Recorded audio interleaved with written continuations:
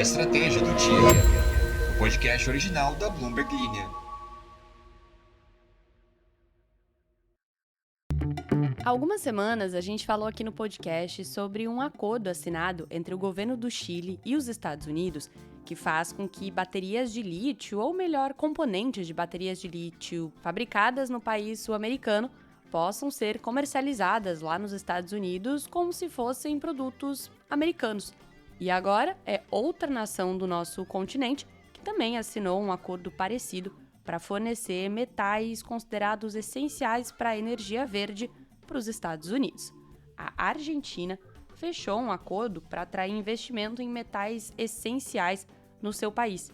E a estratégia do dia de hoje é contar como essas duas nações andinas estão fazendo para conseguir alavancar as vendas de cobre e de lítio para o resto do mundo. A gente também vai falar aqui sobre como a Ford está justamente, na verdade, se afastando dos elétricos numa mudança que pode custar até 1,9 bilhão de dólares para a empresa, em contraste aí com esse acordo que eu acabei de te contar e que vou detalhar tudo muito em breve. E, por fim, uma fofoquinha, já que você adora, um veterano de renda fixa da Western Asset tirou uma licença em meio à investigação da SEC, a Comissão de Valores Mobiliários dos Estados Unidos. Para você ficar por dentro de todas as notícias, é só se inscrever aqui no podcast e também seguir a Bloomberg Linha em todas as redes sociais. Vamos às notícias. A Argentina vai assinar um acordo com os Estados Unidos para atrair mais investimentos na exploração de minerais essenciais, disse uma autoridade do Departamento de Estado, como parte de um esforço para criar cadeias de fornecimento para esses metais que não envolvam a China.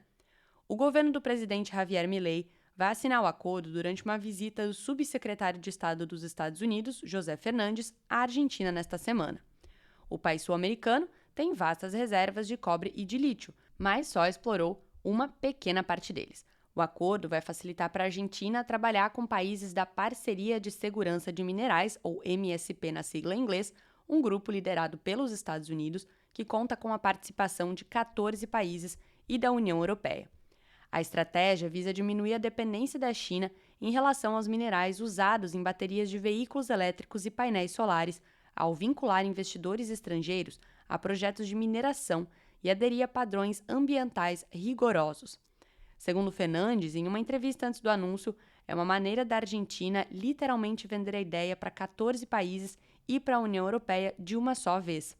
Ele disse ainda que os países produtores querem os tipos de investimentos que estamos propondo, investimentos que beneficiarão comunidades, que trarão crescimento, que vão observar as leis nacionais. Lançado em 2022, o projeto de parceria de minerais liderados pelos Estados Unidos resultou até agora em conversas de alto nível, mas poucos investimentos tangíveis. Embora Milei esteja inflexível sobre se alinhar com Washington, vai ser difícil tirar a Argentina da órbita de Pequim, dado que a China é o seu maior parceiro comercial do país depois do Brasil. O acordo de minerais não aborda a incapacidade da Argentina de se qualificar para incentivos para a produção de lítio sob a Lei da Redução da Inflação dos Estados Unidos de 2022, uma lei que visa, em parte, acelerar a adoção de veículos elétricos, e que foi nessa aí justamente que o Chile entrou ao conseguir colocar os seus cátodos de baterias a lítio como parte isenta de produtos que entram nos Estados Unidos. A Argentina atualmente está impedida de acessar esses benefícios porque não tem um acordo de livre comércio com os Estados Unidos, e as autoridades argentinas estão buscando mais acesso a isso. Mas e aí, por outro lado, a Ford está recalibrando novamente a sua estratégia de eletrificação, cancelando planos para um veículo esportivo totalmente elétrico em uma mudança que pode custar à montadora cerca de 1,9 bilhão de dólares. Além de descartar um utilitário esportivo totalmente elétrico que já tinha sido adiado, a Ford vai atrasar ainda mais o lançamento de uma picape elétrica de próxima geração e vai reduzir os gastos com elétricos para 30% das suas despesas de capital anuais, em comparação com cerca de 40% anteriormente. A montadora também anunciou na quarta-feira que está mudando os planos de fornecimento de baterias, citando a necessidade de competir melhor com os concorrentes chineses de custo mais baixo. As ações representam um recuo adicional do CEO Jim Farley, que inicialmente acelerou a mudança da Ford para os veículos elétricos quando assumiu o cargo há quase 4 anos. A montadora incorreu em custos significativos para aumentar a produção quando o crescimento das vendas do setor começou a diminuir, levando a Ford a prever que a sua unidade de veículos elétricos vai perder até 5,5 bilhões de dólares este ano. Farley agora está apostando que a Ford pode fornecer veículos elétricos com preços equivalentes aos dos veículos tradicionais, incluindo uma picape média movida a bateria que deve ser lançada em 2027, e obter lucro com esses modelos dentro de um ano após o lançamento. A Ford reagiu à desaceleração da demanda por veículos elétricos, aumentando a produção de modelos híbridos, que foram mais bem recebidos pelos consumidores. O CEO está particularmente otimista em relação a um tipo de híbrido chamado de veículos elétricos de alcance estendidos, que decolaram na China. Não literalmente, porque eu acho que esses carros ainda não voam. Os veículos usam um pequeno motor a gasolina para manter a bateria a bordo carregada durante a condução, permitindo uma maior autonomia. A Ford agora está considerando a tecnologia de elétricos de alcance estendido para sua próxima geração de SUVs, de 3 fileiras de bancos, enquanto busca oferecer uma variedade de opções em toda a sua linha.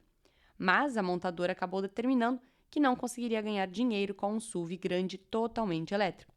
Como resultado dessa mudança de planos, a Ford vai assumir um encargo especial não monetário de cerca de 400 milhões de dólares, relacionado à redução dos valores dos ativos de fabricação que não vão mais ser usados. E agora vem aí uma fofoquinha sobre alguém que você não tem a menor ideia de quem seja e também provavelmente de uma empresa que você nunca ouviu falar, mas a essência da notícia é o que importa.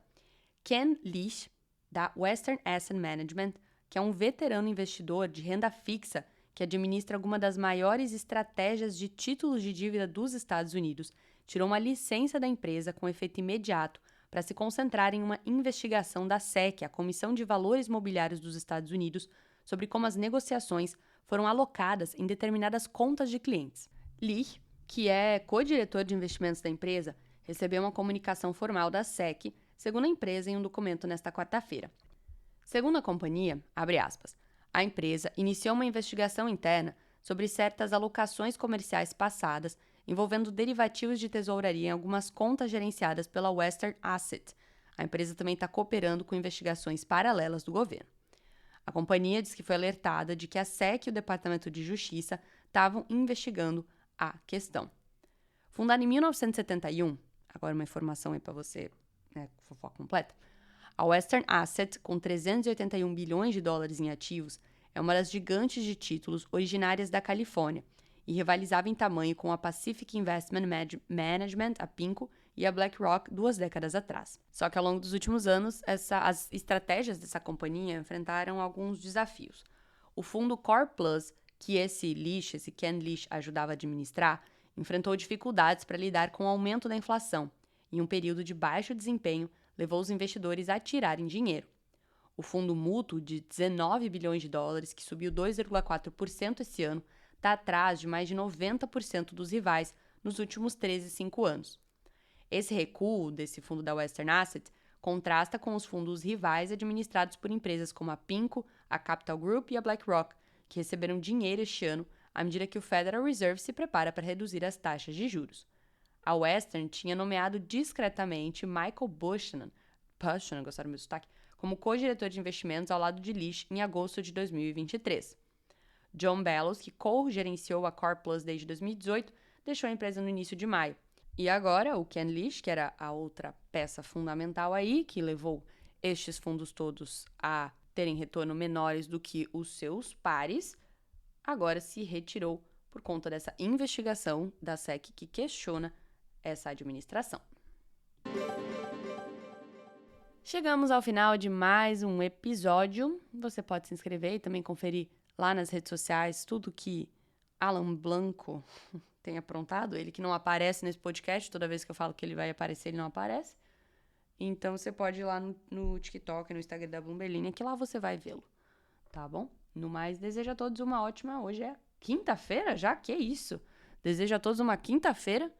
Não, uma ótima quinta-feira. Uma quinta-feira e uma ótima quinta-feira e a gente se vê amanhã.